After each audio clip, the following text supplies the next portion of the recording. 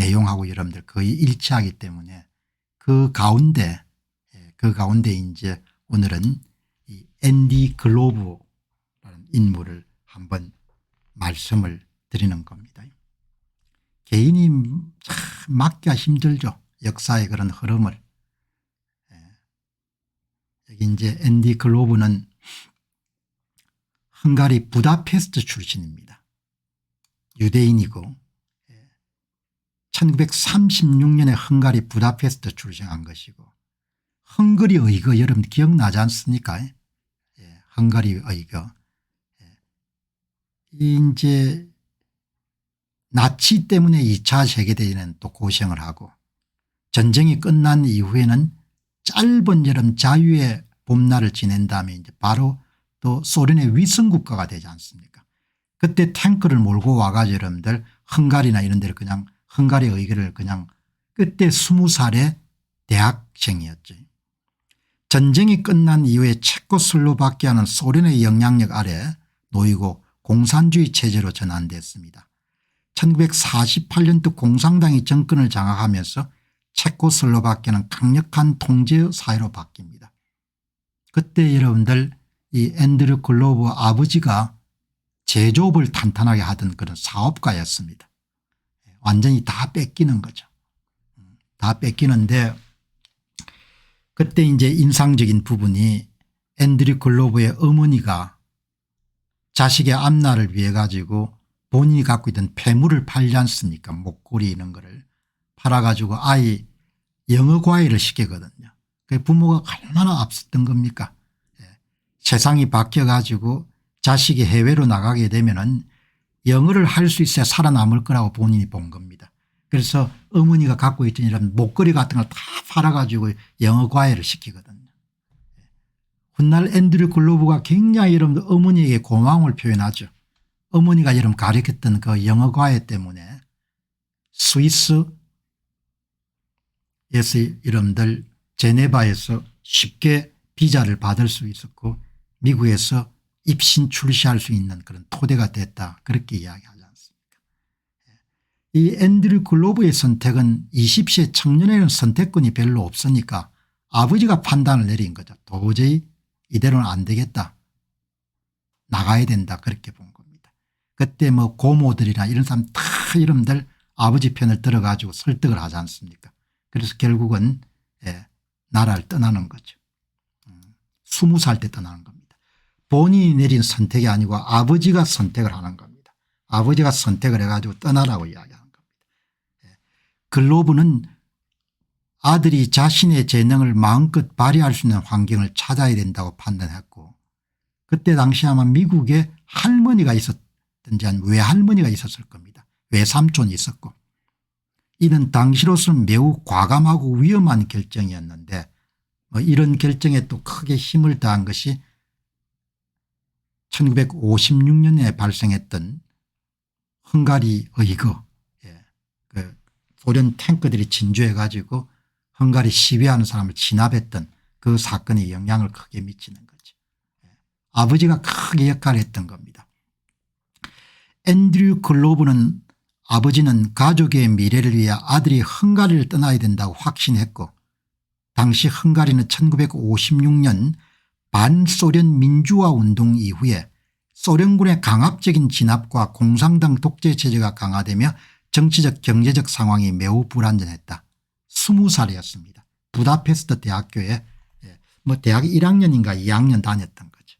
아버지의 강력한 믿음과 설득이 그의 결정을 이끌었다. 이런 젊은 자식들한테는 아버지의 판단이라는 게 어마어마하게 중요한 거죠. 부모의 판단이라는 것이. 부모가 미래를 보고 이런 내리는 판단이라는 것이 엄청나게 중요한 결정을 내리지 않습니까? 이 앤드류 글로브란 사람은 부모한테 어마어마하게 빚을 진 겁니다.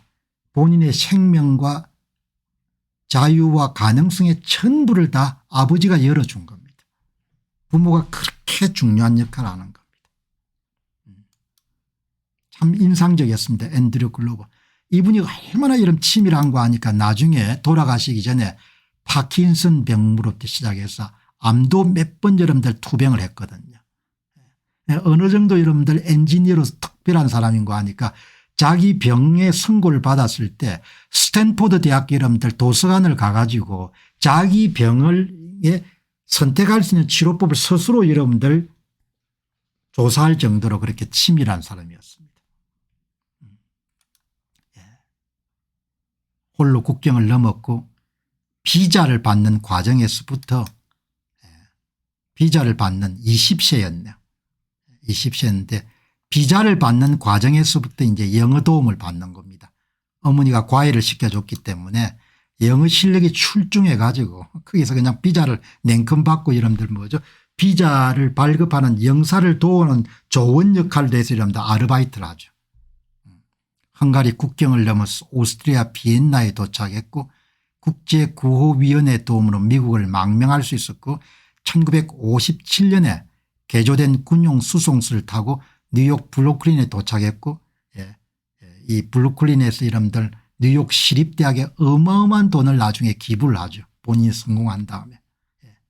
인텔의 CPU를 여러분 만들어내는데 엄청난 기여를 한 그런 대단한 여러분들 인물이었던 겁니다.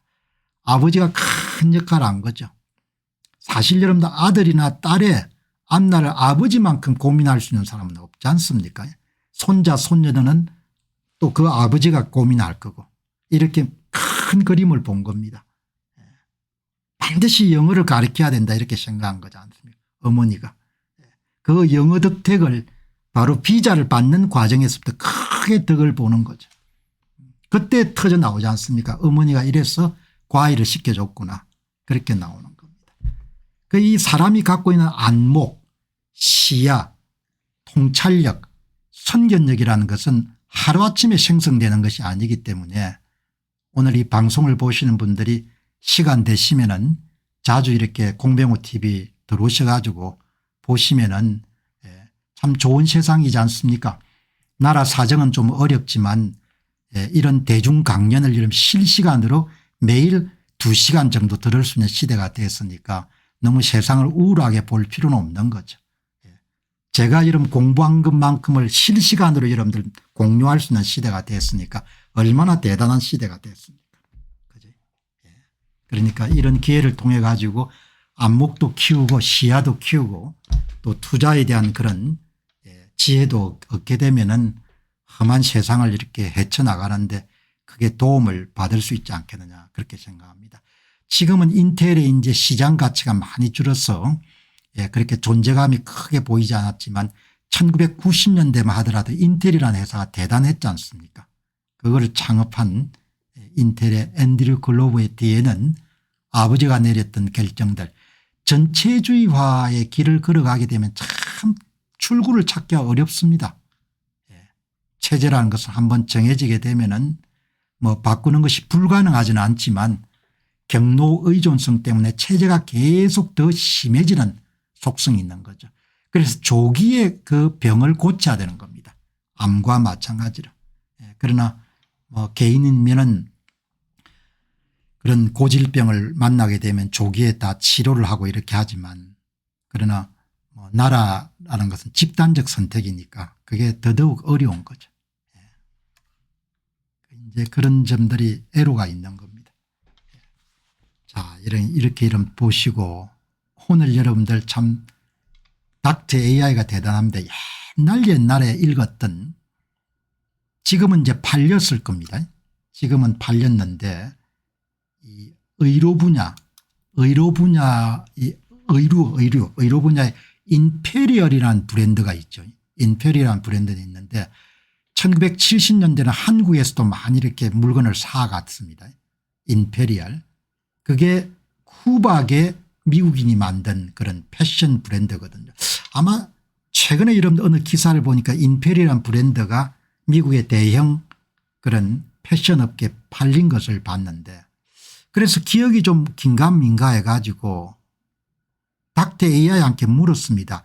이 쿠박에 미국인이 있는데 이 사람이 쿠바 공산화를 피해 가지고 쿠바에 넘어왔는데 그때 그 양반의 글을 읽다 보니까 그 양반이 쿠바에는 전부 다 스페인어를 쓰는데 어머니가 일찍부터 과외를 시켰다는 겁니다. 영어 과외를. 그게 마이애미로 와가지고 여러분들 성공하는데 크게 역할을 했다 이런 이야기가 있는데 혹시 그 사람 누군지 아느냐 이렇게 물어봤습니다. 닥터 AI한테. 그러니까 닥터 AI가 그 사람이 딴 사람이 아니고 안드레스 쿠티엘레즈 같습니다. 이렇게 이야기하는 겁니다. 안드레스 쿠티엘레즈. 추가적인 정보를 찾아보니까 별로 안 나오는데 안드레스 쿠티엘레즈도 앤드 글로브 어머니처럼 일찍부터 부모가 영어 교육을 시켜가지고 본인이 크게 여기 안드레스 쿠티엘레즈라는 인물이네요. 자, 여러분 이렇게 한번 정리를 하고 자, 여러분 오늘 제 방송은 뭐 하다 보니까 특별한 의도를 가진 건 아닌데 오늘 참 그 79세면은 손자 손녀들도 꽤 나이가 됐을 텐데 함흥에서 내려신 분이 헌재 선고 이전에 그렇게 목숨을 끊은 사건이 너무나 마음이 아프기 때문에 그 이제 마음이 아픈 차원을 넘어 가지고 저는 체제 문제를 바라보는 큰 변화가 있을 때 개인이 어떤 선택을 하는가라는 중심을 해서 몇몇 인물 사례를 여러분들에게 소개를 해드렸습니다. 자, 여러분 이제 오늘 이제 하나 더 다루고 넘어가고 싶은 것은 이제 윤 대통령이 관저를 떠나 가지고 사저로 옮기셨네요.